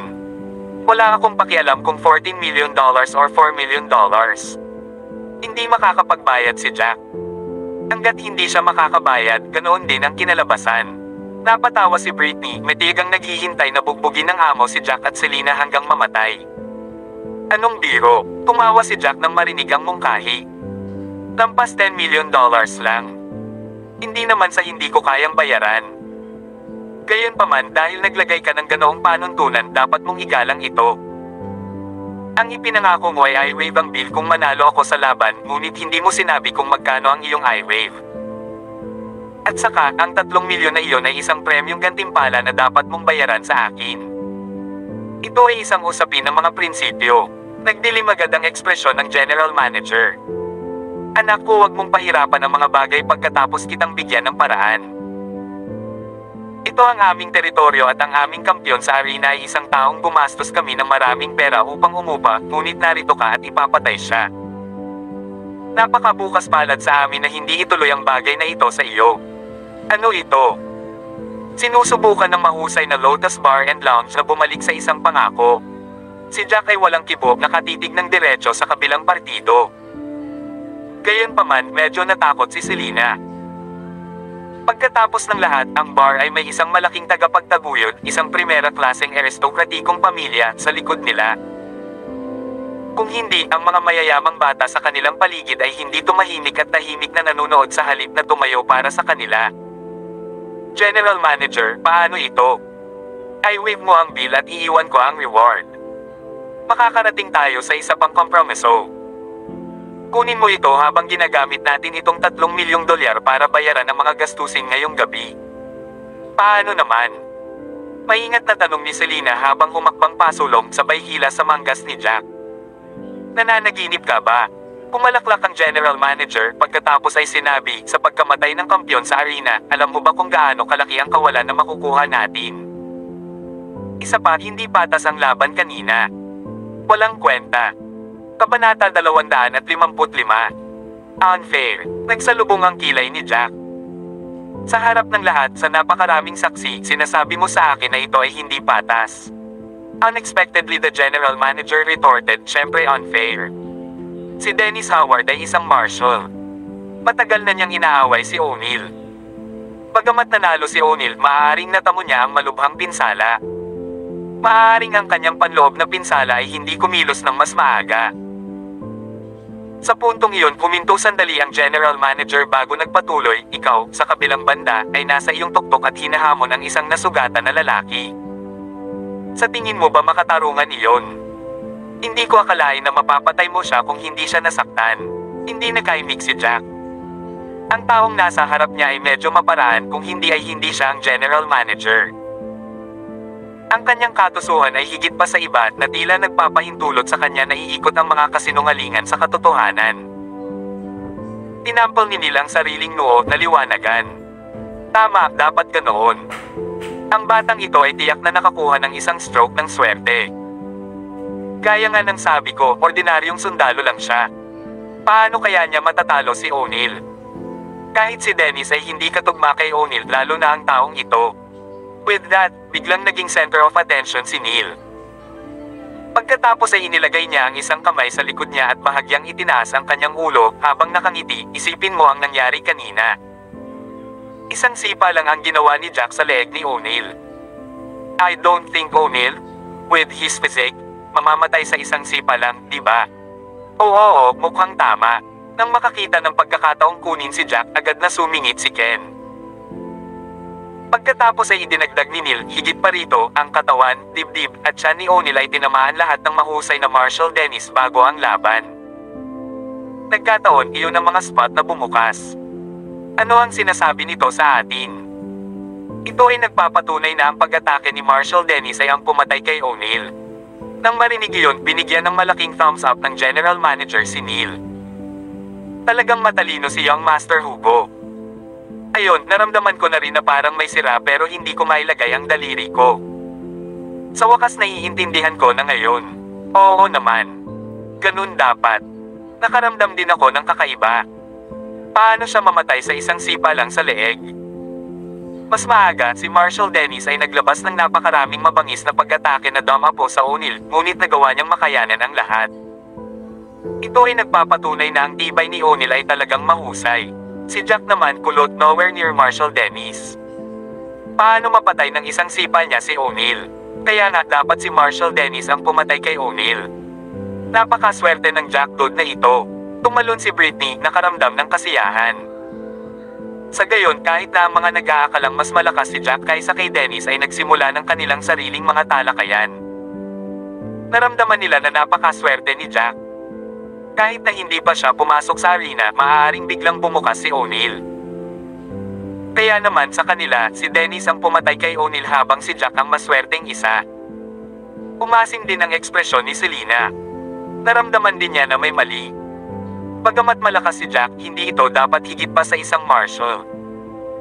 Siya ay hindi isang hari ng digmaan o Diyos ng digmaan. Paano niya nagawang mapatay ang kalaban sa isang sipa lang? Ano man iyon, kailangan niyang manatili sa pag-aangkin na si Jack ang pumatay kay O'Neil. Kung hindi nila kayang bayaran ang bill na iyon na mahigit 10 milyong dolyar. At that, Selena immediately piped up, hindi mahalaga kung swerte si Jack o hindi, siya ang gumawa ng kill. Nangyari ito sa ikalawang laban kaya nanalo kami. Ang pag-atake ay ginawa pagkatapos ng MC ang nag-officiate ng laban. Sa makatuwid, ang gantimpala na ito ay atin at ang panukalang batas ay dapat na iwaksi. Honey, tama ka talaga. Napangiti si Jack nang walang pakialam at binigyan ng malaking thumbs up si Selena. Kabanata 256. Inilibot ni Selena ang mga mata kay Jack bago nagsalita sa general manager. Maaari nating kalimutan ang 3 milyong dolyar, ngunit ang panukalang batas na ito ay dapat na iwaksi. Tama iyan. Boss, paano mo babalikan ang iyong mga sinabi? Nagsalita ang isa sa mga mayamang bata matapos makita ang kaakit-akit ng ngiti sa mukha ni Selena, hindi makalaban ang white knighting sa kanya. Tama iyan. Maswerte man ang kanyang asawa, siya pa rin ang pumatay kay O'Neil. Ito ay tulad ng pagpatay pag nanakaw sa isang laro. Kung siya ang huling tumama, mapupunta sa kanya ang pagpatay na iyon. Sa makatuwid, ang kaluwalhatian ay dapat mapunta rin sa kanya. Sumama rin ang isa pang lalaki, you make quite the profit here every day. Paano ka naging kuripot? Tama iyan. Kung ang iyong bar ay walang integridad. Paano tayo mga ngahas nabubuli ng ating pera dito sa hinaharap? Bukod dito, anuman ang pagiging patas ng ikalawang laban, ito ay isang bagay na sinangayunan mo. Dahil sumang-ayon ka dito, nangangahulugan iyon na naaangkop ang mga patakaran. Sabi ng isang magandang babae na nakahalukip-kap ang mga braso sa harap ng dibdib. Naging madilim ang ekspresyon ng general manager. Sa halagang mahigit 10 milyong dolyar, hindi talaga sa kanya ang desisyon. Wala akong pakialam. Kung hindi dahil sa pag-akyat ng batang ito sa entablado, pinatay na ni O'Neil ang idol kong si Dennis. Bagamat si Jack ay umakyat lamang at nakuha ang huling hit. Ang hit na iyon ay napakahalaga. Matapos itong pag-isipan ni Manager Wayne, lumapit siya sa General Manager at mamulong, General Manager, I think we should just waive the bill. Kailangan nating pag-isipan ng mahabang laro. Halos magkaroon ng aneurysm ang General Manager. Masyadong tanga ang manager na ito. Bakit niya tutulungan ang mga tagalabas? Ibinigay niya ito ng ilang mga pag-iisip at sa wakas ay sinabi, ang bayarin na ito ay higit sa 10 milyong dolyar. Hindi ko desisyon ang gagawin. Paano ito? Tatawagan ko ang aking amo at sasabihin sa kanya ang tungkol sa sitwasyon. Magdedesisyon tayo pagkatapos. Sa sinabi nito, umalis ang general manager para tumawag sa telepono. Pagkaraan ng ilang sandali, muli siyang bumalik. Sabi ni boss, makukuha mo ang reward dahil nanalo ka sa laban. Kung susundin ang mga patakaran, ang panukalang batas ay mapapawalang bisa din. Nang marinig iyon, natuwa si Selena. Inawakan niya ang kamay ni Jack, napabulalas, honey, this is great. Hindi namin kailangang magbayad at nakakuha pa ng 3 milyong dolyar. Sa sandaling iyon, hindi inaasahang nagpatuloy ang general manager, gayunpaman, may kondisyon ang aming boss. Nagdilim ang ekspresyon ni Jack. Ano pang kondisyon? Dapat pag-isipang mabuti ng amo mo kung kwalipikado pa siyang makipag-ayos sa akin. Sa sandaling iyon, asar si Jack sa kung paano bumabalik ang kabilang partido sa kanilang mga salita. Bukod dito, kumuha pa sila ng isang Amerikano para maging kampyon sa arena na humantong sa pagkamatay ng napakaraming lalaking daksiyan. Napakabukas palad na ni Jack na hindi sirain ang kanilang buong establishmento. Anak, ang sanggit mo talaga. Ang amo namin ay ang nakababatang kapatid ng amo ng pamilya Roy. Para makausap kanya ay favorable na ang pakikitungo sa kanya. How dare you make such insolent statements? Napangisi tuloy ang general manager, anak, swerte mo at papunta pa rin ang amo natin. Kung narito siya at narinig ang mga salitang iyon mula sa iyo, patay ka na. Masyadong mayabang ang lalaking ito. Malalaman niya rin kung ano ang panghihinayang. Ungol ni Britney sa nagngangalit na mga ngipin. Sa orihinal, dapat ay aalis na silang lahat pagkatapos ng laban sa arena. Gayunpaman, dahil sa curiosity, hindi umalis sa venue ang mga nanood ng arena match. Lahat sila ay interesadong malaman kung anong kondisyon ang hihilingin ng amo ng Lotus Bar and Lounge. Mukhang ayaw ng kanilang amo na pabayaan si Jack sa pagkain at bigyan siya ng $3 milyong na pabuyan ng ganoon din kadali. No. Isang Supreme Warrior Kabanata 0255 No. Isang Supreme Warrior Kabanata 0257 ay bookmark ang kabanatang ito bumalik sa pahina ng novel at listahan ng kabanata virtual novel mula noong 2020 binuo ni Nunes. PSD, Indonesia 15,311 Filipino inilibot ni Selena ang mga mata kay Jack bago nagsalita sa General Manager. Maaari nating kalimutan ang $3 milyong ngunit ang panukalang batas na ito ay dapat na iwaksi. Tama iyan. Boss, paano mo babalikan ang iyong mga sinabi? Nagsalita ang isa sa mga mayamang bata matapos makita ang kaakit-akit ng ngiti sa mukha ni Selena, hindi makalaban ang white knighting sa kanya. Tama iyan. Maswerte man ang kanyang asawa, siya pa rin ang pumatay kay O'Neil. Ito ay tulad ng pagpatay pagnanakaw sa isang laro. Kung siya ang huling tumama, mapupunta sa kanya ang pagpatay na iyon. Sa makatuwid, ang kaluwalhatian ay dapat mapunta rin sa kanya. Sumama rin ang isa pang lalaki, you make quite the profit here every day. Paano ka naging kuripot? Tama iyan. Kung ang iyong bar ay walang integridad, paano tayo mga ngahas nabubuli ng ating pera dito sa hinaharap?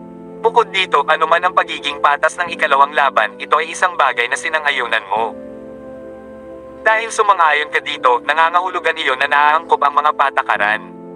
Sabi ng isang magandang babae na nakahalukip-kap ang mga braso sa harap ng dibdib.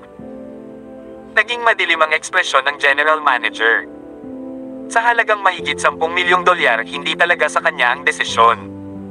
Wala akong pakialam. Kung hindi dahil sa pag-akyat ng batang ito sa entablado, pinatay na ni O'Neil ang idol kong si Dennis. Bagamat si Jack ay umakyat lamang at nakuha ang huling hit. Ang hit na iyon ay napakahalaga. Matapos itong pag-isipan ni Manager Wayne, lumapit siya sa General Manager at mamulong, General Manager, I think we should just waive the bill. Kailangan nating pag-isipan ng mahabang laro.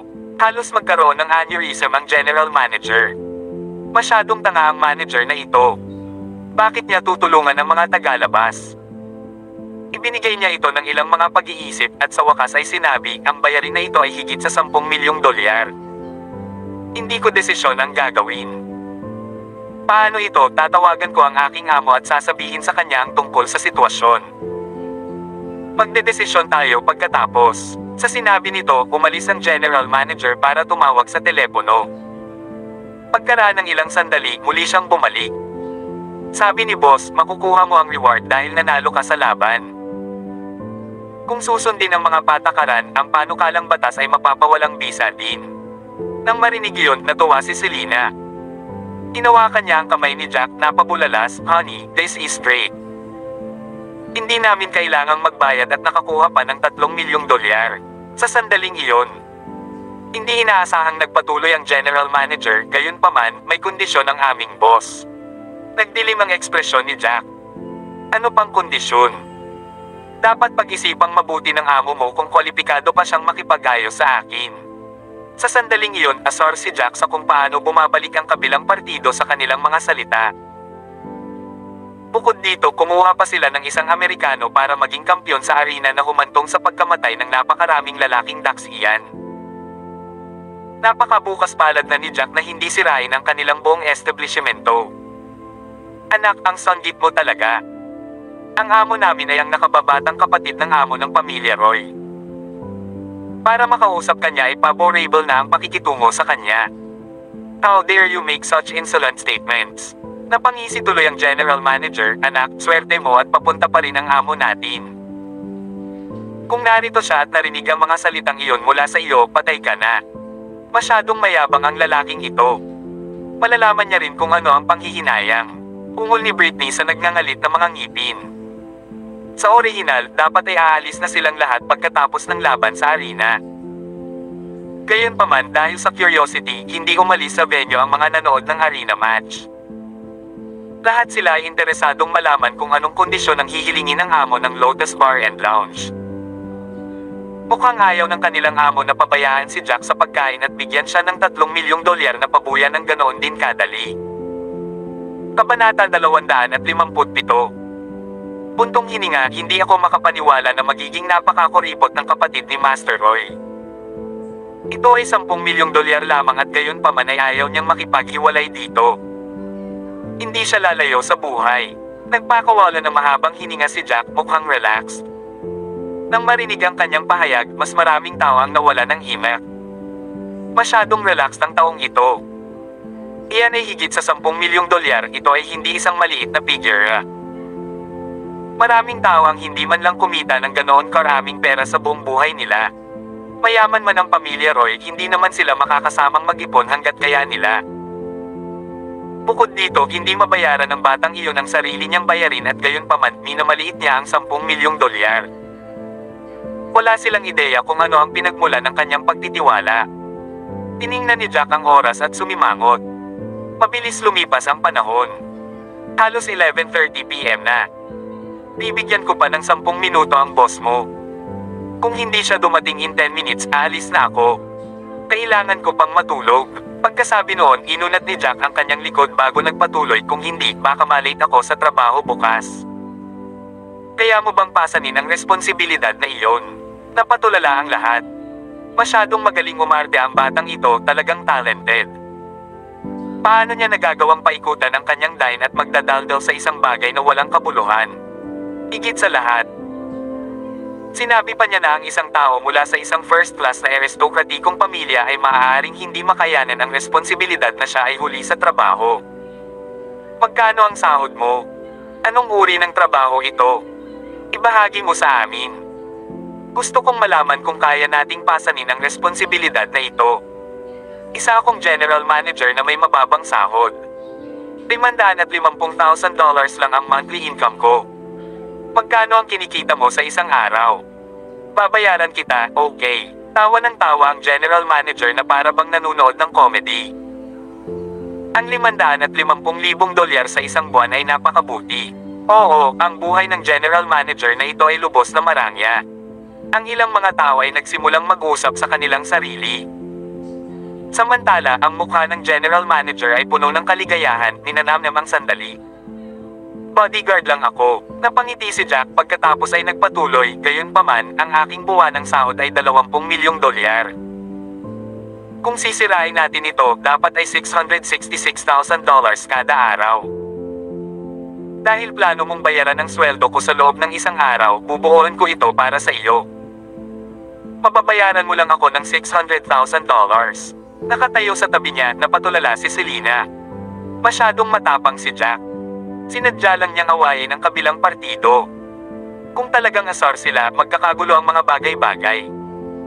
Gaya ng inaasahan, ang ekspresyon ng general manager ay naging pangit sa pangalawa. Kinagat niya ang kanyang mga ngipin. Anak, bodyguard ka na may monthly pay na $20 million. Iniinsulto mo yata ang katalinuhan namin. Sino ka lang sa tingin mo?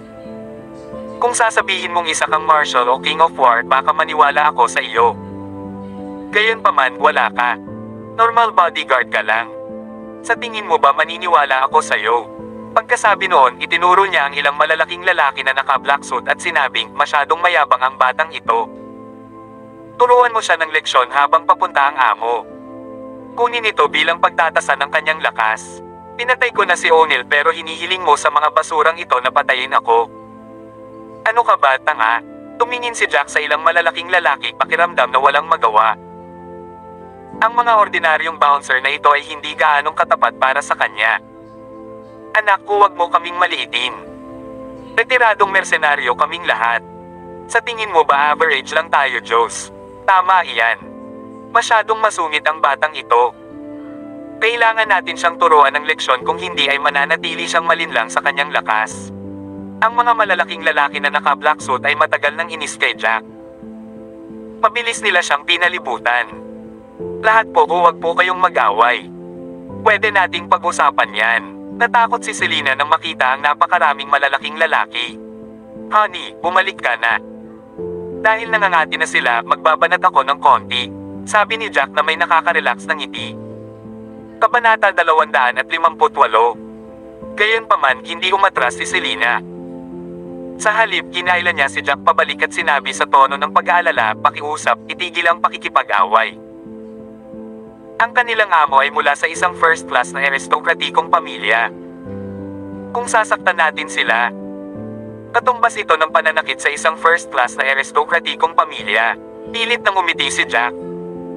Saka tumingin sa mga tao sa likuran niya bago nagsalita, "Honey, sa tingin mo ba hindi ka na makipag-away ngayon? Kusa na silang lumapit sa amin.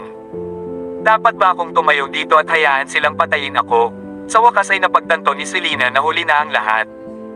Nagutos ang general manager na ilabas ng kanyang mga alipin si Jack.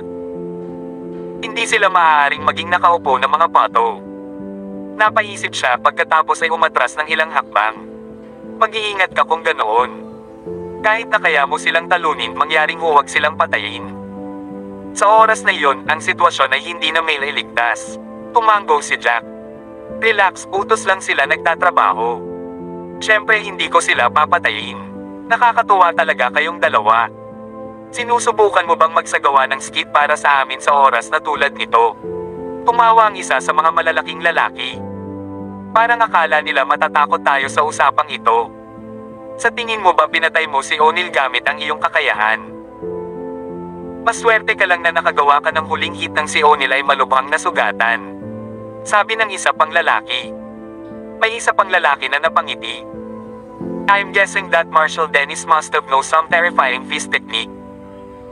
Ang lakas ng kanyang fist technique ay nakasalalay sa kakayahan nitong mag-iwan ng matagal na enerhiya sa katawan ng kalaban pagkatapos ng pag-atake.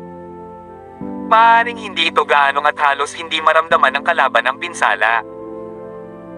Gayunpaman, kapag ang enerhiya ay nakolekta at umabot sa isang tiyak na oras, ito ay sesubog. Kaya sa wakas ay bumukas ang katawan ni O'Neil. Sa puntong iyon, tumigil siya saglit at pagkatapos ay nagpatuloy, ikaw naman, sinuwerte lang at sinipa si O'Neil nang sumabog ang enerhiya.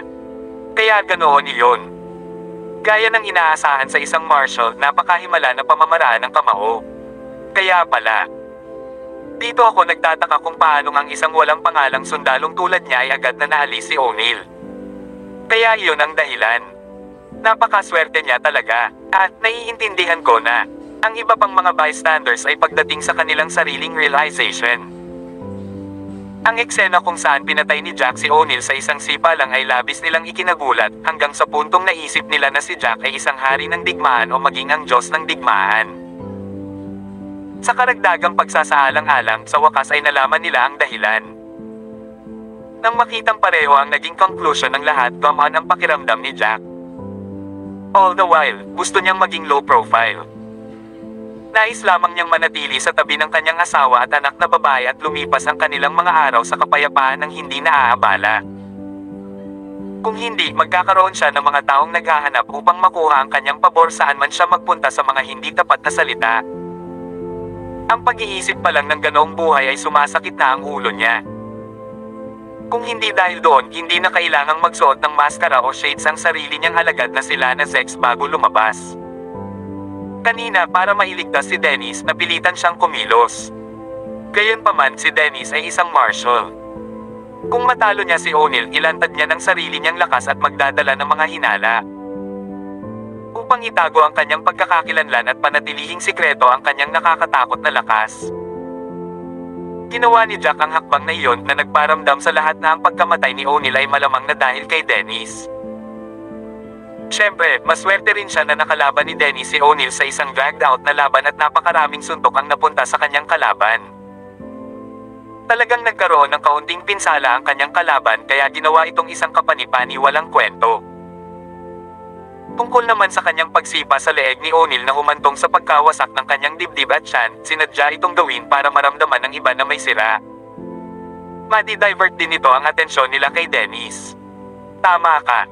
Tiyak na iyon ang nangyari. Sa hindi inaasahang pagkakataon, nakangiting inamin ito ni Jack. Gayunpaman, bumaling siya sa malalaking lalaki at sinabing, bagaman hindi ako kalaban kina Dennis at O'Neil, kaya ko pa ring harapin ang iilan sa inyo. Hindi kami mahina gaya ng iniisip mo.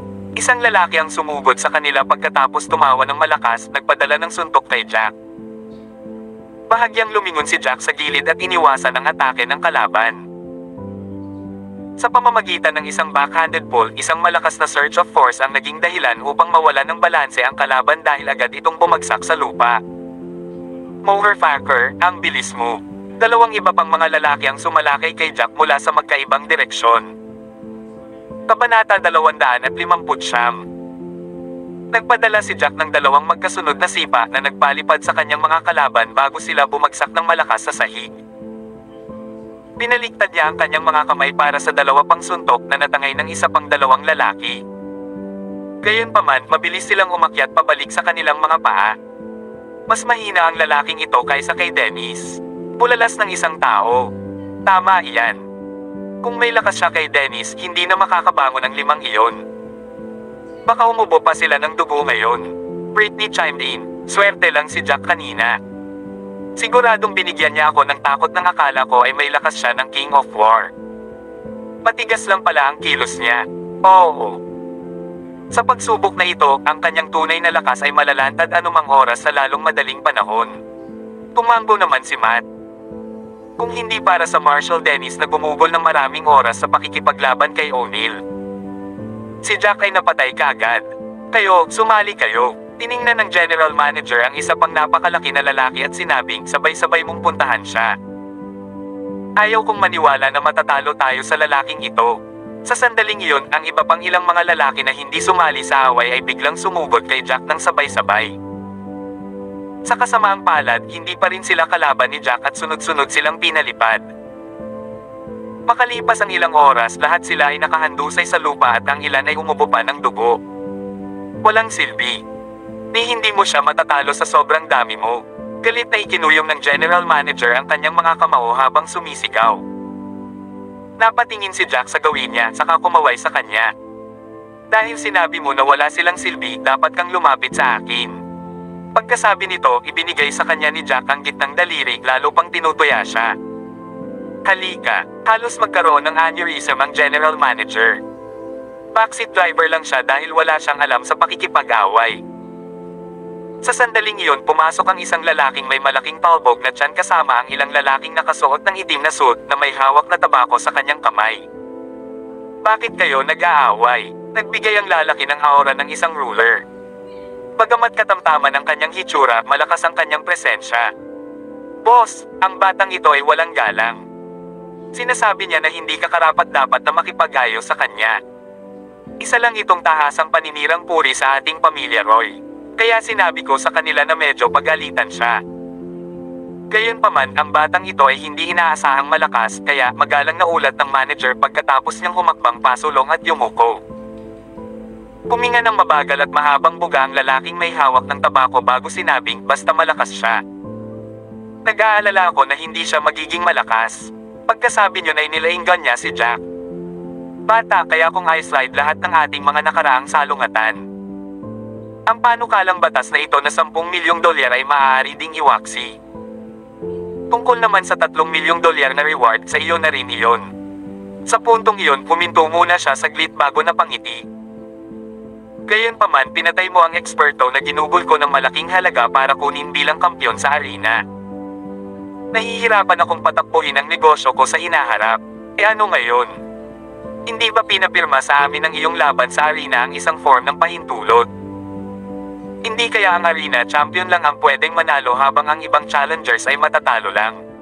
Pang-uuyam ni Jack na may malamig na ngiti. Hindi yun ang ibig kong sabihin. Ako, si Kitten Roy, ay hindi isang taong hindi kayang mawala. Dahil medyo malakas ka, sana ay makapagtulungan tayo at ikaw ang susunod na kampyon sa arena. Kabanata 206 na po. Ano? Kinukuha niya siya bilang kampyon sa arena.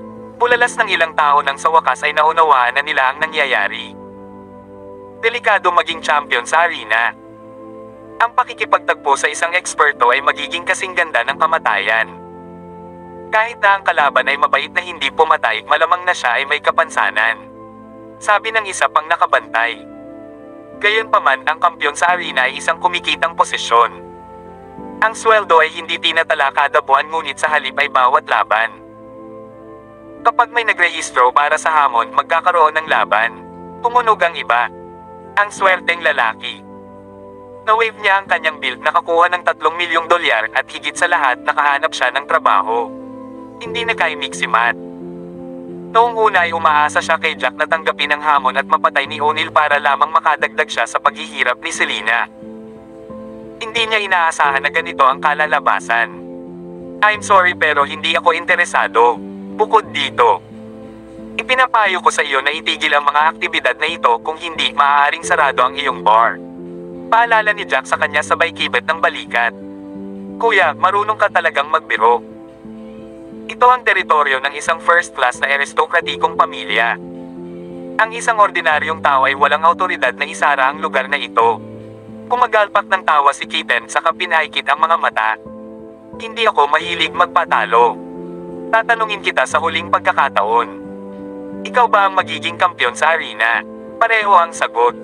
Hindi interesado. Muling nagkibit balikat si Jack, matatag sa kanyang desisyon. Pinipili mo ang hindi gaanong kanais-nais na opsyon sa isang mapang uyam ng ngiti, ikanaway ni Kitten ang kanyang kamay. Rocky, paluhan mo siya. Bukod dito, dapat niyang bayaran ang bawat sentimo para sa bayarin ngayong gabi. Kung hindi, huwag mo siyang hayaang umalis. Oo, boss. Si Rocky ay isang lalaking may isang mata. Pinasa niya ang kanyang mga kamao bago humakbang. Mukhang mas malakas ka kaysa sa mga lalaking ito. Sinulyapan ni Jack ang malalaking lalaki na nakasot na nakahiga sa sahig. Masasabi niyang hindi simpleng tao si Rocky. Mula sa kanyang paglalakad ay may napansin siyang kakaiba. Siyempre, ang isang taong tulad nito ay hindi mahalaga kay Jack. Magandang obserbasyon. Bumisi si Rocky. Kung ganoon, natatakot ka ba? Hindi talaga. Hindi ako kailanman natakot sa loob ng 5 taon ko sa larangan ng digmaan, lalong hindi dahil sa iyo. Pilit na ngumiti si Jack. Masyado kang confident, sagot ni Rocky habang naghahanda sa pag-arte. Sa sandaling iyon, isang nasa katanghaliang bulang na babae na may kasamang batang lalaki ang pumasok sa gitna ng karamihan. Tiningnan niya ang sitwasyon at agad na sumigaw, "Stop!"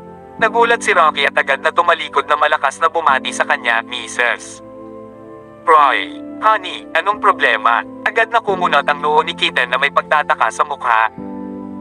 Kung titignan, tuwang-tuwa ang puso ni Selena. Hindi niya inaasahan na ang babaeng ito ay si Mrs. Roy.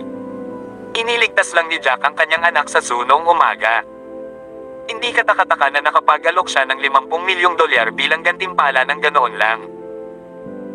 Ito pala ay mula sa isang first class na aristokratikong pamilya. Please subscribe and hit the notification bell for more novel stories. JC Entertainment.